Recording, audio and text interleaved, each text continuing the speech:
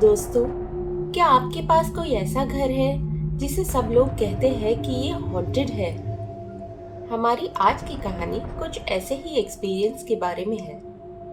इस कहानी के लेखक हैं इमरान कुरैशी। आशा है आपको पसंद आएगी।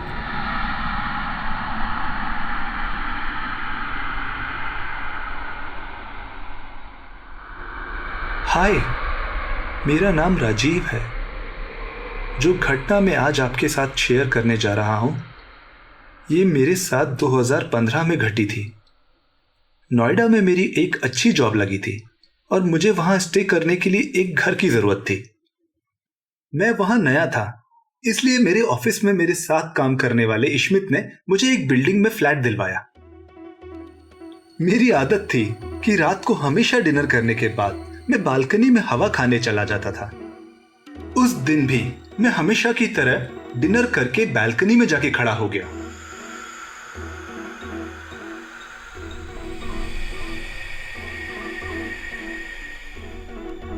मैंने देखा कि सामने वाली बिल्डिंग के चौथे माले पे जो फ्लैट है उसकी लाइट जल रही है और अंदर लाल साड़ी पहने एक लेडी खड़ी है। अभी मैं उसका चेहरा देख नहीं पाया था, लेकिन उसकी कद काठी से इतना जरूर नजर आ रहा था कि उसकी उम्र 25-26 साल रही होगी। अचानक से वो बालकनी की तरफ पलटी और मुझसे पहली बार उसकी नजरें मिली।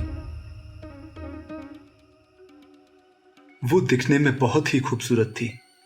मेरी पूरी बिल्डिंग में मैंने उसके जैसी खूबसूरत लड़की अभी तक नहीं देखी थी। उसके पहनावे से और माथे पर लगी बिंदी से मुझे यह तो कंफर्म हो गया था कि वो शादीशुदा है। लेकिन फिर भी पता नहीं क्यों जब उससे मेरी नजरें मिली तो मैं उसको एकटक देखता ही रहा।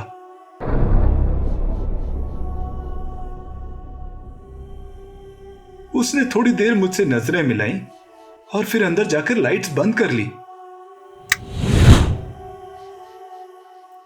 5 मिनट और ऐसे ही खड़े रहने के बाद मैं भी अपने रूम में वापस आ गया और रोजाना की तरह एक गिलास दूध पीकर सो गया। पर उस दिन से यह वाकया रोजाना होने लगा था। जैसे ही मैं बालकनी में खड़ा होता था, उसी टाइम वो भी अपने घर की बालकनी में आकर खड़ी हो जाया करती थी। लेकिन एक बात बहुत ही अजीब थी। उसके घर की लाइट सिर्फ उसी टाइम खुला करती थी जब मैं बालकनी में खड़ा होता था, और फिर जैसे ही वो अंदर जाती थी लाइट्स बंद हो जाती थी।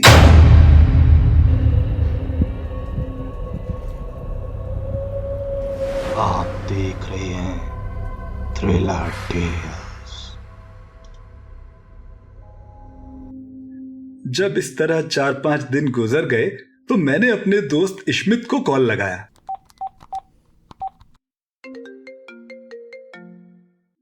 इश्मित, तुझसे कुछ जरूरी बात करनी थी यार। अरे वो तो तू ऑफिस में भी बोल सकता था ना। अरे नहीं यार, थोड़ा अर्जेंट है। अच्छा, बोल क्या बात है।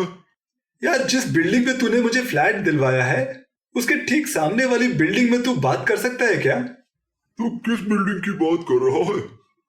अरे मेरी बिल्डिंग के ठीक सामने वाली बिल्डिंग। ओ भाई, उस बिल्डिंग को बंद हुए तो 1 साल हो गया। उसके फ्लैट में एक कपल की लाश मिली थी। पति ने ही अपनी पत्नी को मारा था, ये तो पुलिस ने पता लगा लिया था, लेकिन पति को किसने मारा और ये बात किसी को समझ में नहीं आई।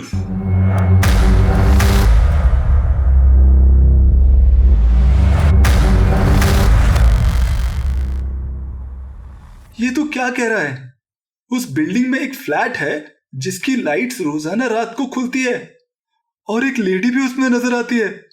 अरे नहीं, ऐसा तो हो ही नहीं सकता, क्योंकि उन दोनों की मौत के बाद वहां रह रहे लोगों को रात के टाइम रोने और चिल्लाने की भयानक आवाजें सुनाई देती थी। इस वजह से एक एक करके उस बिल्डिंग के सारे लोग फ्लैट खाली करके चले गए। बस तभी से वो बिल्डिंग बंद है।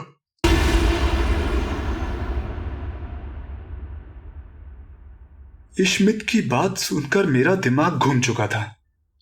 मैंने कॉल कट किया और सोचने लगा, अगर वो बिल्डिंग बंद है तो फिर उस घर की लाइट्स कैसे खुल जाती है? और वो लेडी कौन है? डिनर के बाद मैं बालकनी में जाकर खड़ा हो गया। उस दिन भी थोड़ा देर खड़ा रहने के बाद उसके फ्लैट की लाइट्स ऑन हुई। मैंने देखा कि आज वो काली साड़ी में खड़ी है।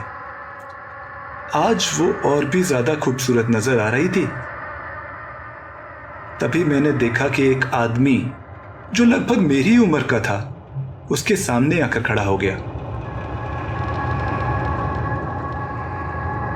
वो एक दूसरे से बात करने लगे। वो क्या बात कर रहे थे वो तो मैं सुन नहीं सकता था, लेकिन देखने में ऐसा लग रहा था कि शायद वो झगड़ा कर रहे हैं। शायद ये इसका हस्बैंड है, लेकिन इतने दिनों से ये कहां था? मैंने देखा कि उस आदमी ने उस लेडी को 2 थप्पड़ लगाए और फिर उसे धक्का देकर जमीन पर गिरा दिया। फिर मैं ये देख के चौंक पड़ा कि उस आदमी ने टेबल से चाकू उठाया और उस लेडी की तरफ बढ़ने लगा। ये देखते हुए मेरा गला सूखने लगा था। अब आगे क्या होने वाला था? वो लेडी रोते रोते उसको देख रही थी और वो धीरे धीरे उसकी तरफ बढ़ रहा था। जैसे ही उसने उस लेडी को चाकू मारने के लिए हाथ ऊपर किया, मेरे मुंह से निकल गया, नहीं। हाँ, मेरे चिल्लाते ही उस फ्लैट की लाइट्स अपने आप बंद हो गई और फिर वहां हमेशा की तरह ही अंधेरा हो गया। लेकिन मुझे एक अजीब सी बेचैनी सी होने लगी थी। क्या उस आदमी ने उस लेडी को मार दिया होगा? कमरे की लाइट्स अपने आप बंद कैसे हुई? मेरे मन में कई सवाल आ रहे थे।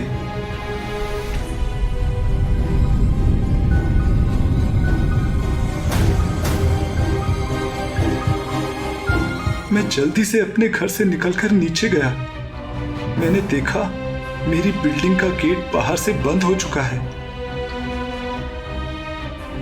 राकेश, राकेश! मैंने वॉचमैन को आवाज लगाई, जिसको सुनकर राकेश बाहर की तरफ बने गार्ड रूम से बाहर निकला। क्या हुआ साहब? राकेश के मुंह से शराब की बदबू आ रही थी, जिससे साफ था कि उसने लगा रखी है। राकेश, सामने वाली बिल्डिंग में जो लेडी रहती है उसका पति उसे मार रहा है। जल्दी से गेट खोलो, मुझे उसे बचाना है। क्या सर, आप इतनी रात गए मजाक कर रहे हैं? मैंने अपनी आंखों से देखा है, उसने चाकू से उस पर हमला भी किया है। जल्दी गेट खोलो। अरे उस बिल्डिंग में कोई रहता ही नहीं, तो हमला कहां से होगा? साहब आप एक काम कीजिए, आप अपने कमरे में जाके सो जाइए। राकेश की आवाज से लग रहा था कि वो कुछ ज्यादा ही नशे में है। मैंने उससे गेट खुलवाने की बहुत कोशिश की, लेकिन हर शराबी की तरह वो भी अपने मुंह से सिर्फ एक ही बात बोलता रहा। आप अपने फ्लैट में जाके सो जाइए साहब, इधर कोई नहीं रहता।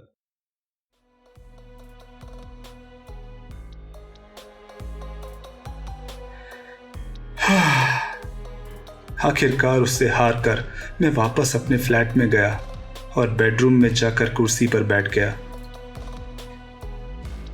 12 बज चुके थे और मेरा सोने का बिल्कुल भी मन नहीं था। बस दिमाग उसी तरफ लगा था।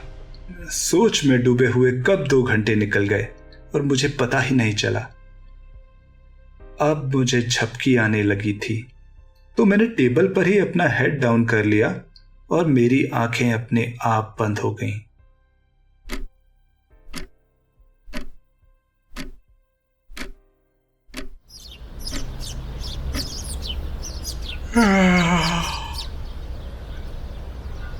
फिर जब सुबह मेरी आंख खुली तो मैंने देखा कि 10:05 ऑलरेडी हो चुके हैं और मोबाइल पर बॉस की 3 मिस कॉल भी आ चुकी हैं। मैं जल्दी से तैयार हुआ और ऑफिस के लिए निकल गया। पूरे दिन मेरे दिमाग में चलता रहा कि उस लेडी का क्या हुआ होगा। जब मैं रात को घर पहुंचा तो फिर से डिनर के बाद हमेशा की तरह बालकनी में जाके खड़ा हो गया। उस रात उसके घर की लाइट्स उस टाइम नहीं खुली।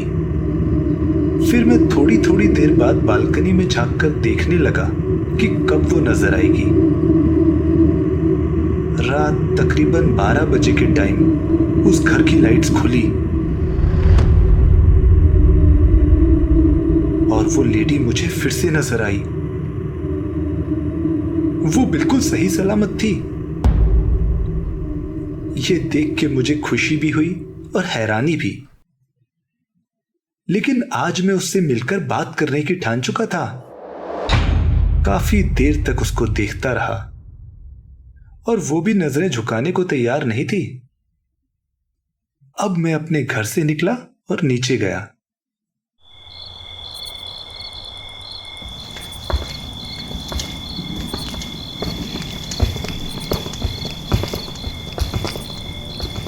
मैंने देखा कि गेट बंद है और राकेश भी नजर नहीं आ रहा। शायद वो गार्ड रूम के अंदर होगा। मौका देखकर मैं साइड की दीवार पर चढ़ा और दूसरी साइड से नीचे उतर गया। उसके बाद मैं बिल्डिंग पर गया तो वहां भी कोई गार्ड नजर नहीं आया और गेट पर भी कोई ताला नहीं था। मैंने नीचे से देखा तो उस फ्लैट की लाइट्स अभी भी चालू थी। अब मैं सीधा बिल्डिंग के अंदर घुस गया और सीढ़ियों से होता हुआ चौथे माले पर पहुंचा।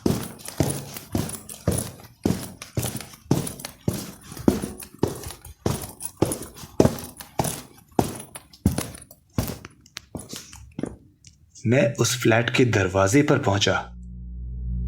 मैं डोरबेल प्रेस करने ही वाला था